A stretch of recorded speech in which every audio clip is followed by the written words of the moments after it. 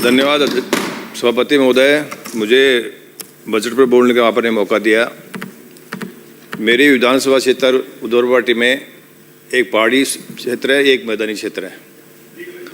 पहाड़ी क्षेत्र में नांगल से लेकर ककड़ा तक करीब 60% गांव बसते हैं। हमारे नांगल, कोट, बागोरा, गिरावड़ी, छापोली, मंडौरा, मणकसास, खो, गुड़ा, पोंग, नेवरी, किशोरा, ककड़ा, ये सारे जो हमारे जो गांव हैं वो पहाड़ी में बसते हैं। वो ऊपर तक बसते हैं और जब से बस रहे हैं, जब से फॉरेस्ट एक्ट भी नहीं बना था। और यही हमारे मैदानी क्षेत्र की भी बात है। जिस दिन वो लोग बसे थे उसको पता नहीं था कि ये चारा का जमीन है क्या है। तो मेरा निवेदन इतना सा है कि वो जो लोग पहाड़ों में बस रहे हैं, फॉरेस्ट में बसे हुए हैं, कब से वो 500 साल, 1000 साल पहले बसे हुए हैं, तो उनको पट्टे जारी किए जाए। दूसरा होता क्या है कि वहाँ के किसानों को पशुपालन और खेती बिना किसी तैयारी के, बिना दीवार के, बिना पानी के, बिना जाड़ के उस पहाड़ी में पैंथर छोड़ दिए गए। और पैंथरों से होता क्या है सर कि सभापति महोदय, वो पैंथर हमारे भेड़ बकरी चराते थे लोग, वहाँ रेवड़ रखते थे, वो फॉरेस्ट में जाना बंद कर दिया। तो फिर वो गांव में आ गए, भेड़ बकरी को खा गए, तो कुछ तो बेच दी और कुछ वो पैंथर खा गया। और बकरी का क्लेम, भेड़ का क्लेम करते हैं तो 5000 रुपये देते हैं। तो इस क्लेम को बढ़ाया जाए। और मेरा निवेदन यह है कि वहाँ जितने भी पैंथर ऊपर पहाड़ में चले गए तो पहाड़ वाले जानवर नीचे आ गए खेतों में। वो जैसे बंदर है, नीलगाय है, इनको तो सल्ट लेंगे, लेकिन साहब वो जंगली सूअरों का क्या करें? वो जंगली सूअर इतने खतरनाक हैं कि वो जब खेत में घुस जाते हैं तो उसको साफ ही कर देते हैं। तो मेरा निवेदन ये है कि सरकार से मेरा निवेदन है कि वो जंगली सूअर के बारे में सोचें। ये हंसने की बात नहीं है, ये बहुत गंभीर मुद्दा है। किसान बहुत बर्बाद हो रहा है और किसान वहाँ बहुत परेशान हो रहा है इससे। तो दूसरी बात, मिला क्या वहाँ? तो होता क्या है सर, वो हमारे को मिला क्या? तो मेरा निवेदन है कि मनसा माता का मंदिर है, मालखेत बाबा का मंदिर है, साकमरी है, तो किसी एक को तो पर्यटक का दर्जा दिया जाए, जिससे कुछ लोगों को रोजगार मिले। नहीं सर, हमारे भी बहुत हो गए सर। ये भी दूसरी भी मैं निवेदन करता हूँ कि विकास के लिए नगरपालिका और पंचायत समिति 2 होती है। मेरी नगरपालिका तो 2 साल में ऐसे बर्बाद कर दिया जिसकी कल्पना नहीं कर सकते हो आप। 1952 की नगरपालिका है, आज तक D श्रेणी में और C श्रेणी में किया जाए। इसके अलावा वहाँ 2 स्टेट हाईवे निकलते हैं, जयपुर झुंझुनू, दिल्ली बीकानेर जोधपुर। एक चुंगी नंबर 3 से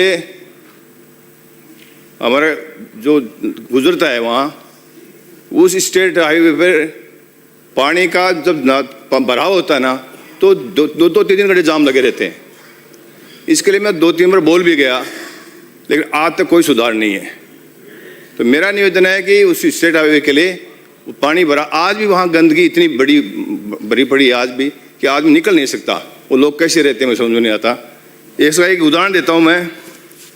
वहाँ इस नगरपालिका की स्थिति क्या कर रखी है। एक देवीलाल कर्मचारी है, सफाई कर्मचारी, उसको वहाँ बाबू बना रखा है। उसको मूल पद स्थापन के लिए DLV डायरेक्टर ने 10/3/2023 को आदेश किए कि वो वापस उसी पद पे लगाया जाए।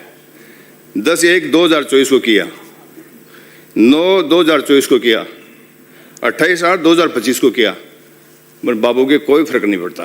देवीलाल जी तो उसी पद पर प्रमोशन और किया गया।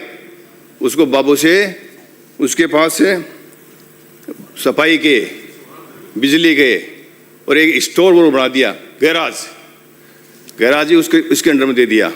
अब गैराज में पहले तो आता था लाख रुपये महीने खर्चा था, और देवीलाल को बनने के बाद में वहाँ आने लग गया 3-4 लाख का।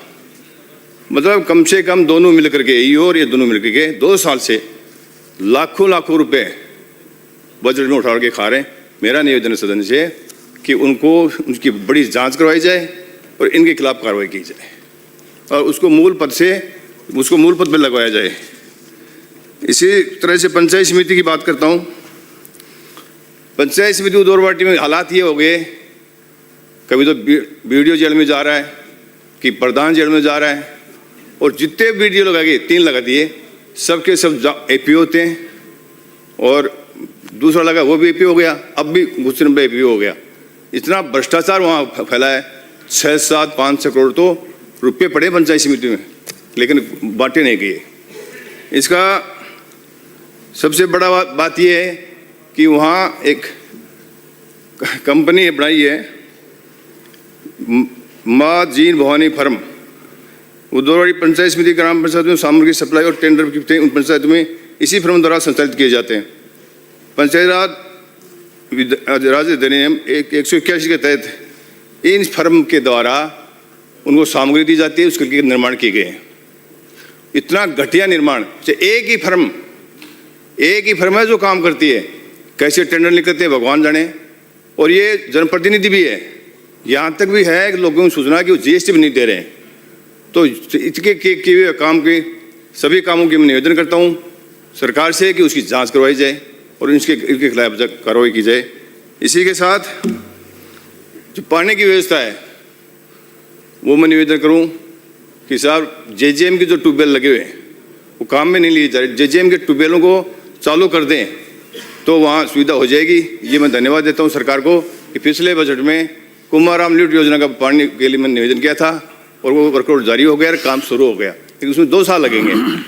तो 2 साल तक कैसे व्यवस्था हो उसके लिए जेजेएम में जो ट्यूबवेल पड़े हैं, खुदे भी ट्यूबवेल हैं, मोटर पाइप सब सेट भी लगा हुआ है, लेकिन उसमें अभी तक वो चालू नहीं किए गए, तो वो चालू कर दीजिए। तो मेरा निवेदन है कि दूसरा निवेदन ये है कि 2022-23 में पाले से फसल खराब हो गई थी, तो कुछ तो मुआवजा दे दिया गया, तो कुछ को दिलाया जाए। एक मैं निवेदन करता हूँ सरकार से कि जब पेड़ पौधे काटे जाते हैं तो सरकार बचाती है, और वहाँ अब सरकार काट रही है पेड़। बागोरा की स्थिति है गिरावड़ी की, और ग्रामीण धरने पर बैठे हैं 15 दिन से। तो मेरा निवेदन है कि लैंड को साइड में करने के लिए उस बाबत में हजारों पेड़ को काटे जाए, तो मैं सबको पेड़ों को बचाया जाए। धन्यवाद, आपने मुझे टाइम दिया। श्री देवेंद्र जोशी जी।